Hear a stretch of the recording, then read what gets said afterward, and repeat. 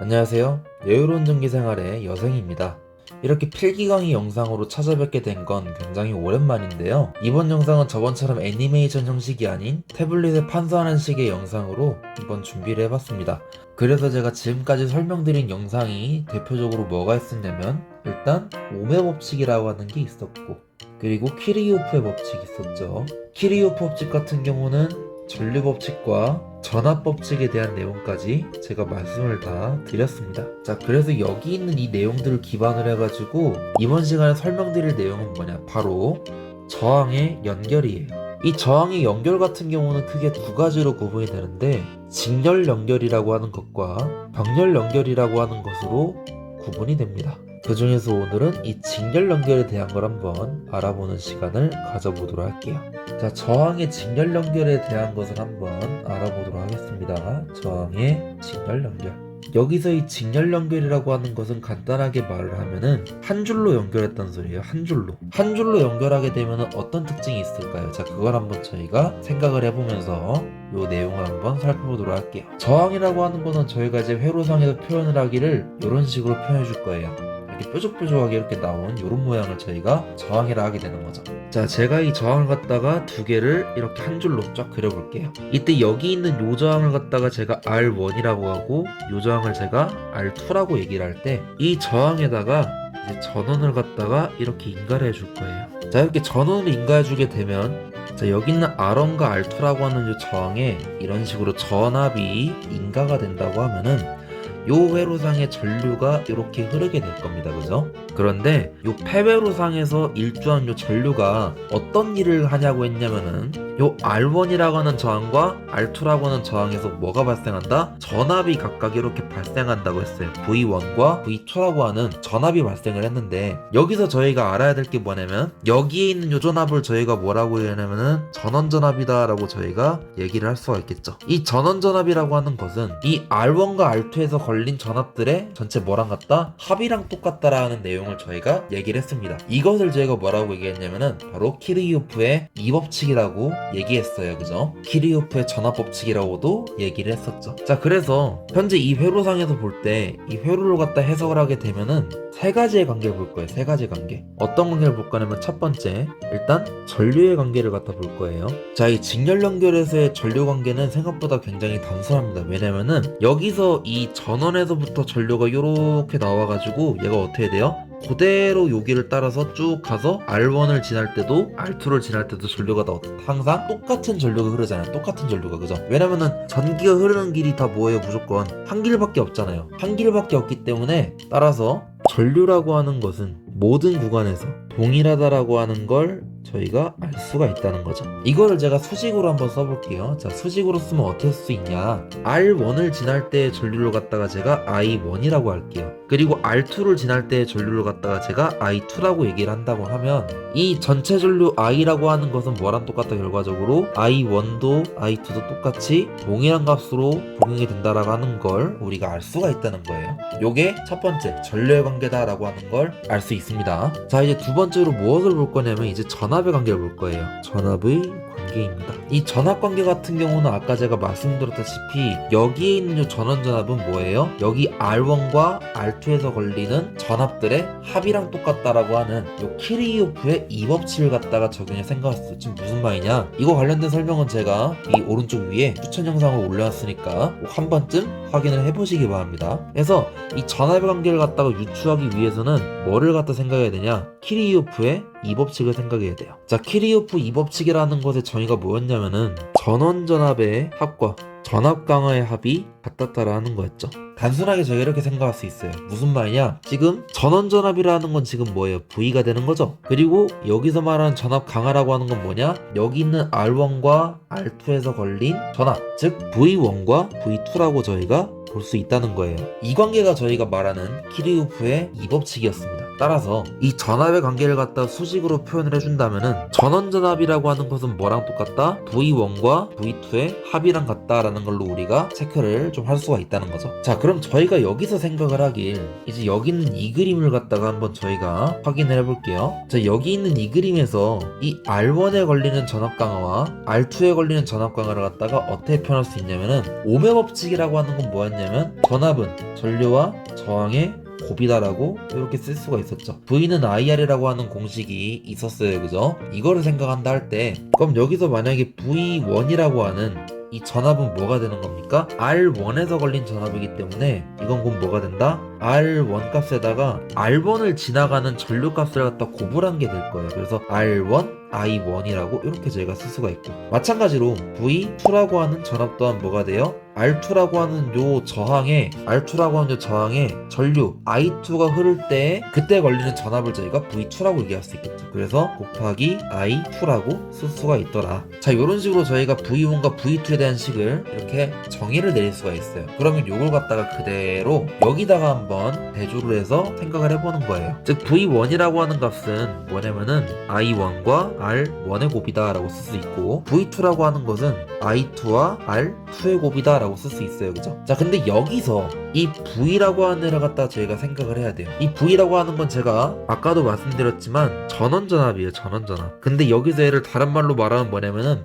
여기 있는 요 회로에서 가해주는 전체 전압이라고 생각할 수 있겠죠. 그래서 요 V라고 하는 값은 전원전압이기도 하지만 다른 말로도 뭐라고도 얘기하냐면은 전체 전압이라고도 저희가 얘기를 할 수 있는 거예요. 전체 전압. 그러면 저희가 아까 오메 법칙에서 V는 I, R이라고 하는 공식을 생각할 때 우리말로 쓰게 되면 전압이라고 하는 것은 결과적으로 뭡니까? 전류와 저항의 곱이라는 것으로 우리가 생각을 할 수가 있을 거예요. 그렇기 때문에 이 전체 전압이라고 하는 걸 다른 말로 하면 뭐다? 이게 바로 전체 전류와 전체 저항의 곱이라는 식으로 이렇게 저희가 얘기를 할 수 있겠죠. 그럼 요걸 갖다가 우리가 수식으로 표현을 한다 하면, 자, 회로상에서 전체 전류라는 건 여기 있는 요 I가 될 거예요. 맞습니까? 그죠? 여기 전원에서 나오는 전류가 되기 때문에 이거 갖다가 우리가 전체 전류라고 볼 수 있어요. 그래서 전체 전류는 I가 돼요.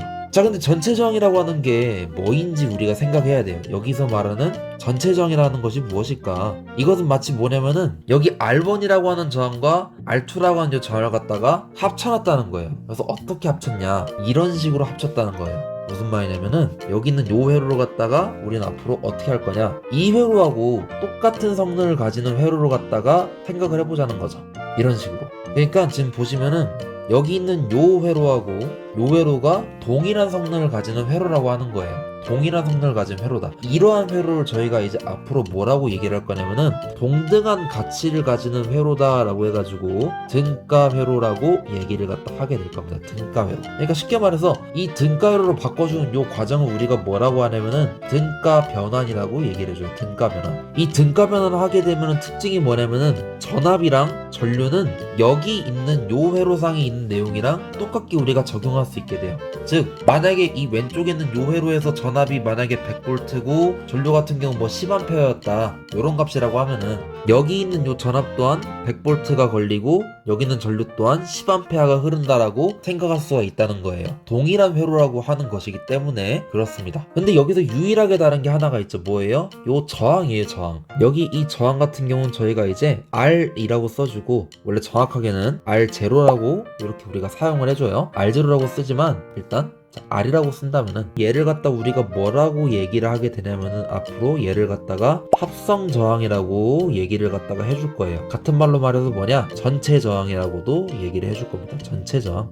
하지만 저희가 이제 문제를 보거나 개념을 볼 때 항상 이제 합성 저항이라고 하는 이 표현을 훨씬 더 많이 보게 될 거예요. 즉 이게 무슨 말이냐? 이 전체 전압 V라고 하는 걸 갖다 우리가 식을 쓸 때 어떻게 하는 거예요? 전체 전류 I라고 하는 값과 전체 저항 R이라고 하는 값으로 표현을 할 수가 있다는 거 우리가 알 수 있겠죠. 자, 이 개념만 아셨으면 우리는 이제 이것을 우리가 이제 설명할 수 있다는 거예요. 자, 그럼 여기서 말하는 전체 저항이라고 하는 거를 제가 R0라고도 쓴다고 했어요. 그죠? 그래서 여기다가 R0라고 하는 값으로 이렇게 쓸 거예요. 자, 그럼 여기 있는 요식을 갖다가 다시 한번 정리해주게 되면은 저희는 이러한 관계를 갖다가 가실 수 있게 돼요. V는 V1 더하기 V2라고 했는데 V라고 하는 게 I, R0라고 했고 V1이라는 거는 I1, R1이라 했고 V2라고 하는 거는 I2, R 2라고 했어요. 자, 근데 여기서 우리가 알아야 될 게 뭐냐면은 전류의 관계를 우리가 생각해봤으면 전류라고 하는 건 뭐였어요? 직렬 연결에서는 전류는 무조건 뭐였다? 동일하다라고 했습니다. 동일하다. 즉 여기 있는 I1하고 I2로 갖다가 제가 편의상 이제 I라고 바꿔줄 거예요. I라고 바꿔주게 되면 I, R0는 I1이 I가 되는 거예요. I, R1 더하기 I2도 똑같이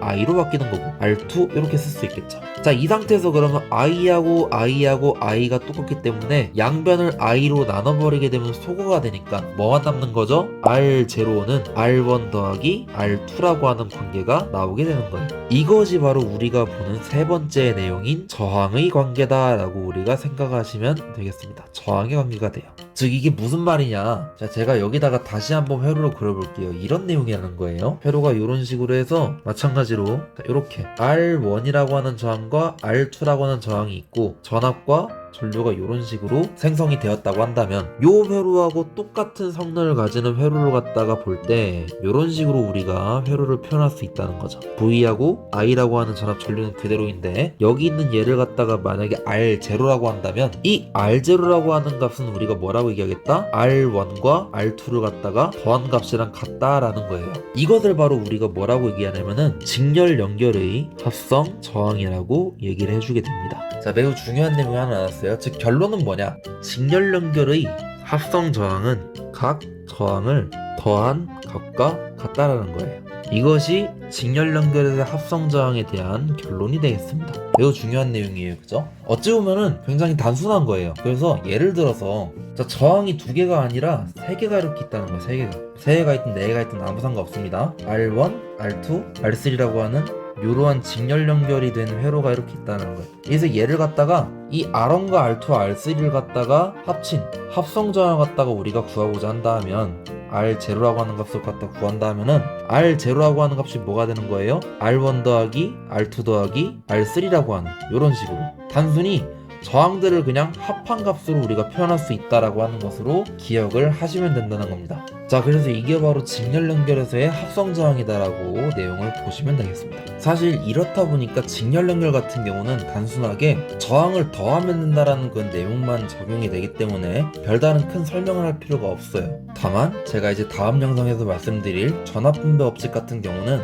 이 내용에서 조금 더 업그레이드가 된 그런 내용이기 때문에 이 기본적인 개념을 꼭 알고 넘어가야지만이 전압 분배 법칙이 왜 어떤 공식으로 나오는지를 이해를 하실 수가 있습니다. 자, 그래서 제가 이번 시간 때 말씀드리려 했던 결론은 사실 이거예요. 이거 직렬 연결에서 합성 저항은 뭐다? 각 저항을 더한 값과 똑같다라는 거예요. 각 저항을 더한 값과 똑같다. 그럼 실제로 예제 하나만 풀어본 다음에 마무리를 한번 해볼게요. 자, 예를 들어서 이런 식의 회로가 하나 있다 해볼게요. 자, 여기에 만약에 걸린 전압이 100V라고 하는 전압이 이렇게 있고, 자, 여기가 12ohm이라고 하는 저항이 있고, 여기가 8ohm이라고 하는 저항이 있다라 해볼게요. 이때 요 회로에 흐르는 전류를 갖다가 우리가 구한다라고 해보겠습니다. 전류를 구한다. 자, 그럼 우리가 이러한 회로를 구할 때는 무조건 첫 번째로 뭐를 구해야 되냐? 무조건 합성저항을 구해야 돼요. 합성저항. 자, 그럼 합성저항을 한번 구해보게 되면은 이 합성저항 R0라고 하는 값은 직렬 연결이기 때문에 뭡니까? 여기 있는 저항과 여기 있는 저항을 그냥 단순히 어떻게 한 거다? 더한 거라고 보면 돼요. 더한 거. 따라서 12 더하기 8이라고 쓸 수가 있을 거예요. 따라서 몇 ohm이다? 20ohm이 나온다라고 우리가 확인할 수 있겠죠. 20ohm. 자, 두 번째로 저희가 구해야 되는 건 뭐냐면 전압이라고 하는 값은 우리가 알기 때문에 이 전류 값을 구해주면 돼요. 전류 I라고 하는 값은 오hm 법칙에 따라서 R분의 V라고 하는 공식으로 우리가 쓸 수 있죠. 자, 근데 여기서 저희가 하나 좀 알아야 되는 게 있어요. 뭐라 알아야 되냐면은 지금 여기 있는 I 같은 경우는 뭐예요? 요 회로 전체에 흐르는 전체 전류가 되겠죠. 전체 전류. 그리고 여기 있는 요 V라고 하는 건 뭐다? 요 회로 전체에 걸리는 전압이라고 볼 수 있어요. 즉 전체 전압이다 라고 우리가 얘기를 할 수가 있겠습니다. 그리고 여기 있는 R이라고 하는 건 뭐가 되는 거예요? 요것이 바로 우리가 얘기하는 전체 저항, 즉 합성 저항이 되는 거죠. 합성 저항. 그래서 요식을 갖다 다시 한번 생각해 주게 되면은 R분의 V니까 합성 저항이 얼마예요? 지금 여기서 나왔을 때 20이 됐고 V라고 하는 값이 얼마냐면은 지금 100이 되는 거예요. 그죠? 따라서 20분의 100이기 때문에 여기서 흐르는 전류는 몇 암페어다?